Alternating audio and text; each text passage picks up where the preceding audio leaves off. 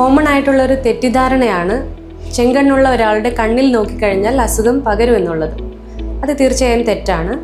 അസുഖം ബാധിച്ച ഒരാളുടെ കണ്ണിനകത്തെ സ്രവം അഥവാ ഡിസ്ചാർജ് മറ്റൊരാളുടെ കണ്ണിനകത്തായാൽ മാത്രമേ ഈ അസുഖം പകരുന്നുള്ളൂ.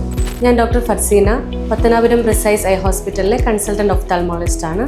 സാധാരണയായി കണ്ടുവരുന്ന ഒരു നേത്രരോഗമാണ് കൺജങ്ക്റ്റിവൈറ്റിസ് അഥവാ പിങ്ക് ഐ. പ്രധാനമായിട്ടും ഇൻഫെക്ഷൻസ് കാരണം, അണുബാധ കാരണം, ബാക്ടീരിയൽ ആവാം, വൈറലാവാം, അതുപോലെയുള്ള അണുബാധ കാരണം കൺജങ്ക്റ്റിവൈറ്റിസ് വരാം.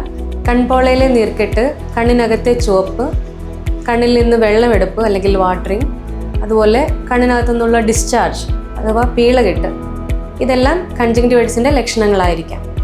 അതുപോലെ തന്നെ ചെങ്കണ്ണ് അസുഖമുള്ളവർ കണ്ണധികം തിരുമാതിരിക്കുക, അവരുപയോഗിച്ച വസ്തുക്കൾ വീട്ടിലുള്ള ബാക്കിയുള്ളവർ ഉപയോഗിക്കാതിരിക്കുന്നതിലൂടെ ഒരു പരിധിവരെ നമുക്ക് ഈ അസുഖത്തിൻ്റെ വ്യാപനം തടയാനായിട്ട് സാധിക്കും.